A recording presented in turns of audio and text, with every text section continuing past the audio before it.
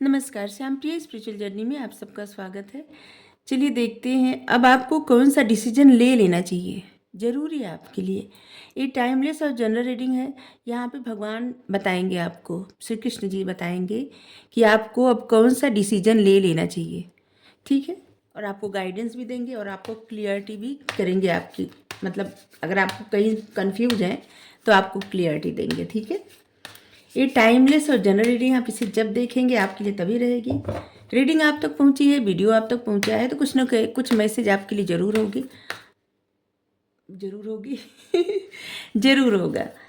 ये सभी के लिए रीडिंग है, सभी जेंडर के लोगों की रीडिंग है, सभी वर्ग के लोगों के लिए रीडिंग है, ठीक है।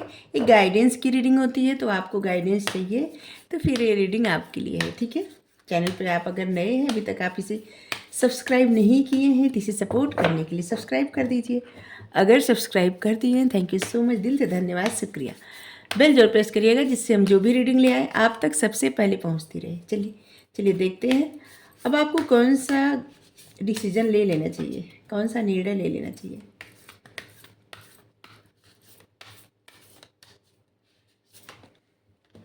ग्रीफ,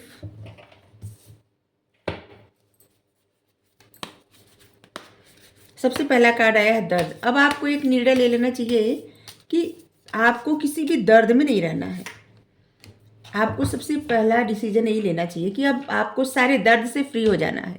किसी भी दर्द में आप हैं, अब आपको जो भी आपकी लाइफ में जो भी अभी तक में हुआ है, आपको एक सीख मान के, एक तरह का जैसे आपके लिए कुछ जो किया गया आपकी लाइफ में कि आपकी बेहतरी के लिए, ऐसा कुछ मान के आप जो है सारे दर्द से बाहर निकल जाइए।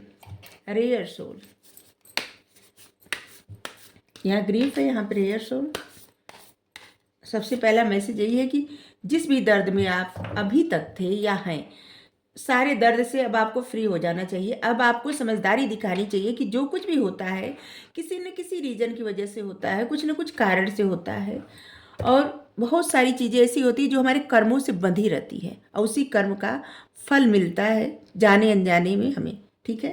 तो इस बात को समझना चाहिए। अगर कोई सोचता है कि भगवान परमात्मा ऐसा करते हैं, नहीं, भगवान तो परम पिता है, दया निधे हैं, वो कभी बुरा नहीं करते किसी का। जो कुछ ऐसा दुख दर्द जो मिलता है ना, वो हमारे कर्मों का परिणाम होता है, किसी भगवान नहीं देते, ठीक है। तो इस बात को आपको समझना चाहिए। और जो भी दर्द मिला है उसको ऐसा समझ लीजिए कि कुछ ऐसा था जो आपको सीखने को मिला था, अब आप सीख चुके हैं, बस अब इस एनर्जी से आपको बाहर निकल जाना चाहिए।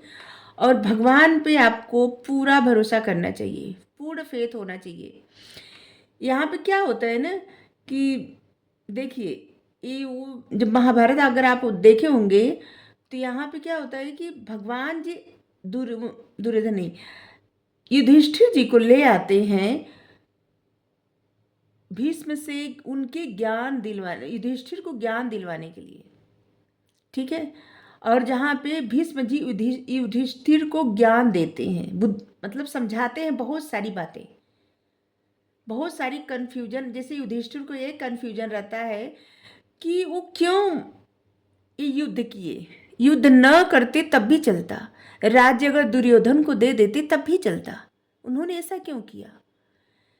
उनको इतना कष्ट होता है ये बात सोच के कि आखिर क्या मिला उनको, क्या करेंगे राज्य को, राज्य लेके भी, जीत के भी क्या मिला उनको। और एक दिन ये सब छोड़ के उनको चले जाना है यहाँ से, कुछ भी हमेशा तो रहने वाला नहीं है। तो फिर उनको मिला क्या, हासिल क्या हुआ। तो अब जब यही प्रश्न अर्जुन करते हैं युद्ध भूमि में, तो अर्जुन को भगवान जी गीता का ज्ञान देते हैं, समझाते हैं। लेकिन अब यहाँ पे जब युधिष्ठिर यही प्रश्न करते हैं तो वहाँ पे युधिष्ठिर को भगवान भीष्म पितामह के पास ले जाते हैं और उनसे ज्ञान दिलवाते हैं। वो बताते हैं कि भीष्म जी बहुत ज्ञानी है, लेकिन दुर्योधन के साथ रह के उन्होंने अपने ज्ञान का उस तरह से इस्तेमाल नहीं किया, क्योंकि वो अपने जो प्रतिज्ञा किए थे उस प्रतिज्ञा में बंधे हुए थे। उन्होंने इतना कष्ट सहा, लेकिन वो हमेशा अच्छाई बुराई में भेद नहीं कर पाए, क्योंकि वो अपने प्रतिज्ञा में इस कदर बंधे हुए थे, जैसे उनकी प्रतिज्ञा ही उनके लिए उनका एक ऐसा हथियार थी, जैसे वो अपना प्रतिज्ञा तोड़ देते तो उनको आने वाली पीढ़ी जैसे उनको उनकी बुराई करती। ठीक है, होता है ना, कभी कभी इंसान कुछ चीज़ें अपने मन में से बना के और उसके प्रति प्रतिबद्ध हो जाता है कि अब इससे आगे पीछे हमको नहीं जाना है। तो बस इसी तरह से, और भीष्म ने कहीं भी सही निर्णय नहीं ले पाए, क्योंकि वो दुर्योधन के अधीन, कहीं धृतराष्ट्र के अधीन ऐसे अपने आप को समझते थे। और ये उनके प्रतिज्ञा का ही फल था कि जो भी हस्तिनापुर का राजा रहेगा वो उनके प्रति, मतलब वो उसी के प्रति रहेंगे, उसी के लिए क्या कहते हैं कि पूर्ण भाव से समर्पित रहेंगे। वो इंसान, मतलब वो जो भी कहेंगे वो मानेंगे। तो यहाँ पे युधिष्ठिर को ले आते हैं भगवान और भीष्म पितामह जी से ज्ञान दिलवाते हैं युधिष्ठिर को। और यहाँ पर भी भीष्म पितामह जी का भी एक वहाँ वो रहता है कि उनको इच्छा मृत्यु का वरदान मिला रहता है, और भीष्म पितामह अपना प्राण नहीं त्यागना चाहते। उनकी इच्छा रहती है कि जब भगवान उनके सामने हो, यमुना जी का तट हो और सांवरा निकट हो, जब प्राण तन से निकले, मतलब वो चाहते हैं कि भगवान उनके सामने रहे और भगवान के दर्शन करते हुए उनके प्राण निकले। और शायद इसीलिए इतना, मतलब एक वो बनता है कि युधिष्ठिर के मन में प्रश्न उठता है और भगवान जाते जाते स्वयं युधिष्ठिर को लेके आते हैं, द्वारिकापुरी नहीं जाते, और युधिष्ठिर को लेके वहाँ पे आते हैं जहाँ बाणों की शैया पर भीष्म पितामह लेटे रहते हैं, और वो युधिष्ठिर को ज्ञान देते हैं और भगवान को सामने देखते हैं, और वही संस्कृत में एक श्लोक बोलते हैं और यही बताते हैं कि जब, मतलब उनकी इच्छा थी कि सांवरा निकट हो और जब प्राण से तन से निकले। तो यहाँ से जो है, यहाँ पे यही बताते हैं कि कभी भी बिना सोचे समझे इंसान को इतना ऐसी प्रतिज्ञा नहीं करनी चाहिए, ऐसा कुछ मन नहीं बना लेना चाहिए कि जहाँ पे सही और गलत को न देख पाए, कि इंसान एक कह दिया तो कह दिया, बस गलत रहे तब भी साथ रहे, मतलब उस गलती के साथ रहे, सही रहे तब भी साथ रहे। तो ऐसा नहीं होना चाहिए। इंसान को अपना पर्सपेक्टिव बदलना चाहिए। समय समय पर इंसान को क्या निर्णय लेना चाहिए, अपनी सोच के अनुसार, और सारी परिस्थिति को, जैसे ना एक तरह से सारी परिस्थिति को देखकर निर्णय लेना चाहिए।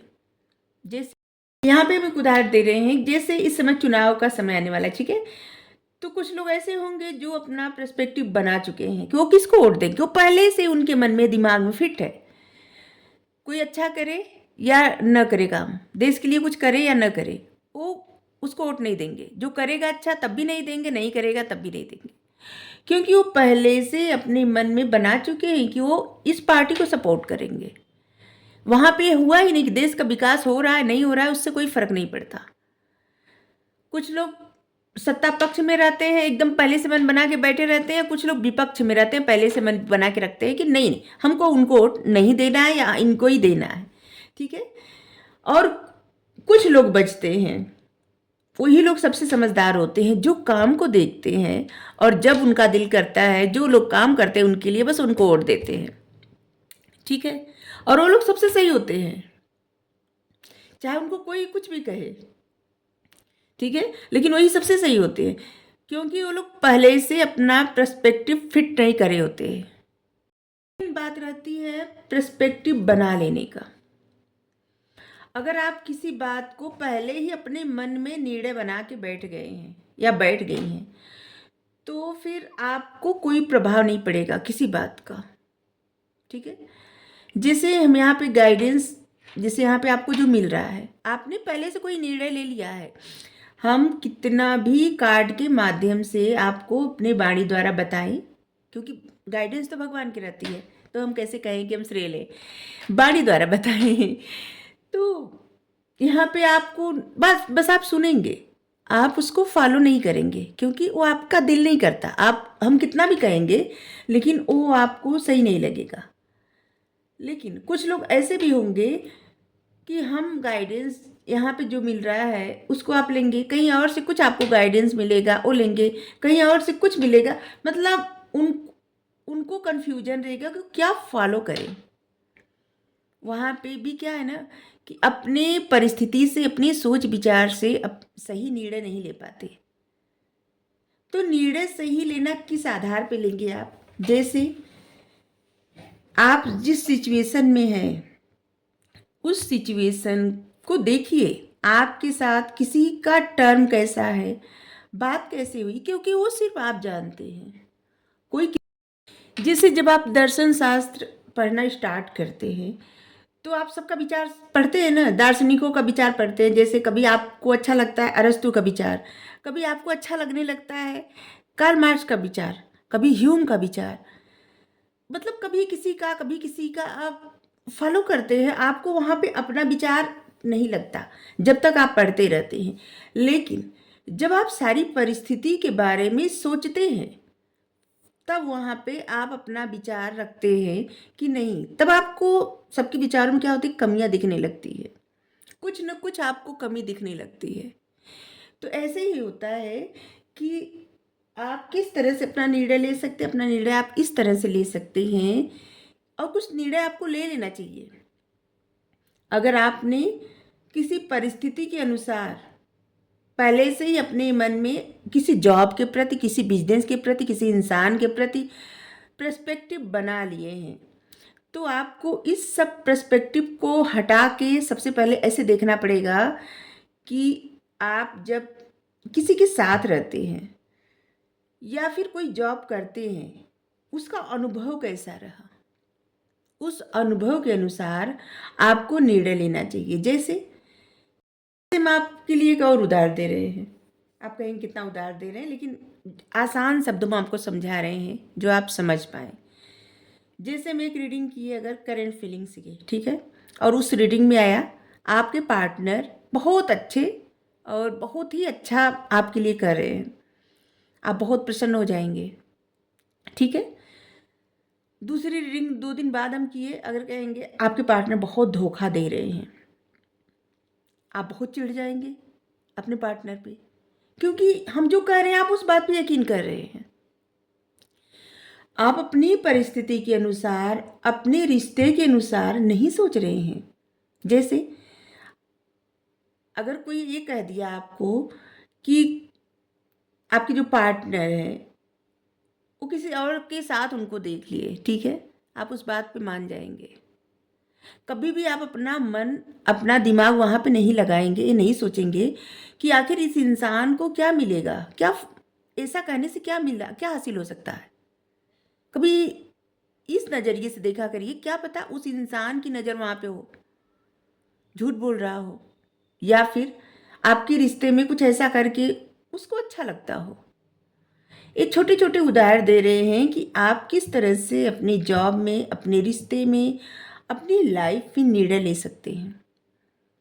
और अब आपको निर्णय लेना चाहिए। सबसे पहला निर्णय तो यही कि आपको ग्रीफ से, दर्द से निकल जाना चाहिए।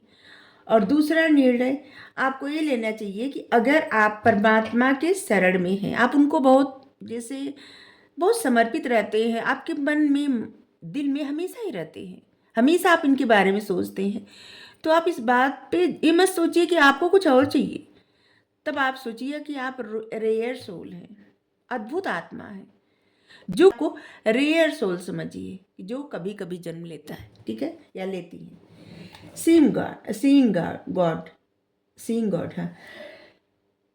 इस प्रकार से आप भगवान को देखिए कि जैसे वही आपको सब कुछ है, सब कुछ। अब आपको ये निर्णय ले लेना चाहिए।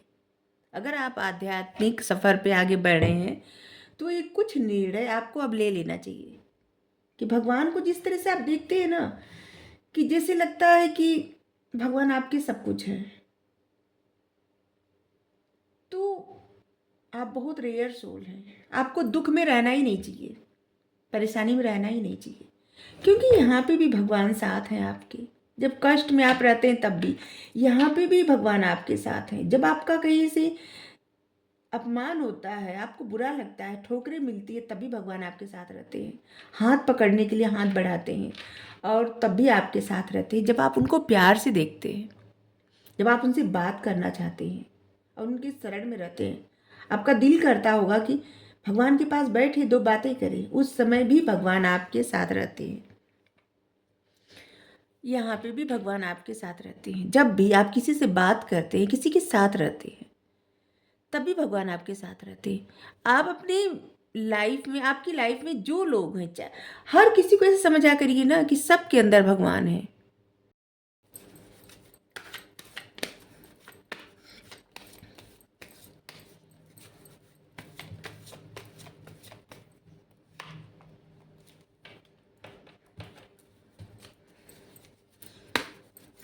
जब आप ये निर्णय ले लेंगे कि जैसे आपको जो भी दुख मिला है, जो भी परिस्थिति आई लाइफ में, कुछ न कुछ रीजन था और कुछ अपने ही कारण थे। इसलिए जब आप इस बात को समझ जाएंगे, सीख जाएंगे ना, तो आपकी वो सारी ख्वाहिशें पूरी की जाएंगी जो आपने कभी इच्छा जाहिर की थी, जो आप विश मांगते हैं, जो आप प्रार्थना करते हैं, जो भी आप मांगते हैं भगवान से, आप जिनको भी मानते हैं उनसे मांगते हैं, आपकी वो सारी इच्छाएं पूरी की जाएंगी परमात्मा के द्वारा। फिर भगवान खुद आपका, जैसे होता है ना कि किसी के कश्ती को पार लगाना, मझधार से बाहर ले जाना, किसी दर्द से बाहर निकालना, भगवान स्वयं आपको आगे बढ़ाएंगे। किसी और का इंतजार करने की आवश्यकता नहीं है कि कोई और, किसी और से आप इंतजार करेंगे कोई हेल्प करेगा और किसी और का सहारा मिलेगा, नहीं। क्या है ना, इंसान को अगर किसी से सहारा मांगना चाहिए तो वो सिर्फ परमात्मा है, साथ सिर्फ परमात्मा, और कोई कोई किसी को नहीं, कोई किसी का होता ही नहीं। और इसका मतलब ये कदापि नहीं कि रिश्तों पर से आप विश्वास खो दे, नहीं। दिल से परमात्मा को ही मानना चाहिए, किसी इंसान को नहीं। किसी इंसान पे भरोसा आप करेंगे तो टूटेगा भरोसा, लेकिन अगर आप परमात्मा पे भरोसा कर लिए तो फिर आपको किसी और का कोई मतलब कोई कुछ रहेगा नहीं मन में। जस्टिस, अगर किसी प्रकार का आपके साथ अनजस्टिस हुआ है, किसी प्रकार का भेदभाव, किसी प्रकार का दुख तकलीफ प्रॉब्लम हुई है, तो उस सब में से अब आपको निकलने का समय आ गया है और अब आपकी लाइफ में जस्टिस होने का समय आ गया है, न्याय मिलने का समय आ गया है। एक कुछ निर्णय आपकी लाइफ में कुछ परमात्मा कर रहे हैं और कुछ निर्णय आपको स्वयं लेना चाहिए, क्योंकि जब तक आप नहीं सोचेंगे आगे बढ़ने का, आप बढ़ नहीं सकते। जब तक आप ये नहीं सोचेंगे कि आपको जो सीखना था आप सीख चुके, तब तक आप जीवन में आगे नहीं बढ़ सकते।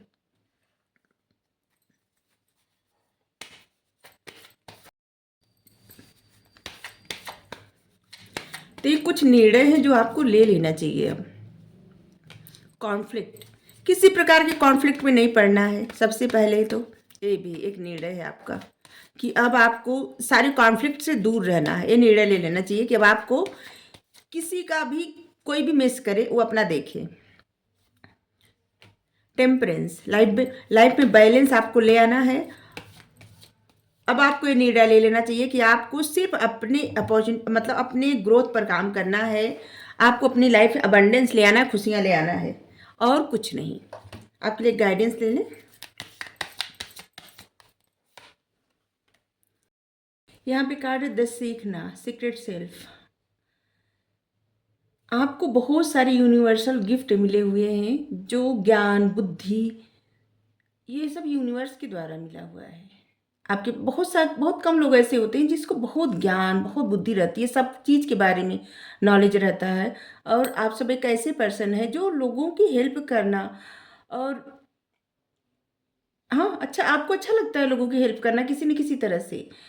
तो आपको ना इसको प्रायोरिटी देना है, बाद में नहीं रखना है। और आप वही बातें वही चीज़ें लोगों को समझाएं, बताएं, लोगों को वैसे ही हेल्प करें जिस तरह से आपका दिल करता है, ज़बरदस्ती नहीं। और जिस तरह से आपकी लाइफ जिस भी रिदम पे जा रही है, जो भी, जैसे होता है ना कि यूनिवर्स आपको जिस भी डायरेक्शन में ले जा रहे हैं, जो भी कर रहे हैं, हर चीज़ को एक्सेप्ट करिए। ये सब आपके बेहतरी के लिए हो रहा है। तो आपको अब पंख दिए जा रहे हैं, पर दिए जा रहे हैं, अब आप उड़ने के लिए तैयार हो जाइए। एक कुछ डिसीजन आपको अपनी लाइफ में ले लेना चाहिए, और जिससे आपको पर दिए जा रहे हैं, पंख, आपको उड़ान भरने के लिए। और आपको एक ऐसा डायरेक्शन मिलेगा जहाँ पे आपको लगेगा कि आपने सही पथ चुना है और अब आपको आपकी मंजिल मिलने वाली है। अगर आपको रीडिंग अच्छी लगी हो तो ज़रूर बताइए। Thank you so much. Radhe Radhe.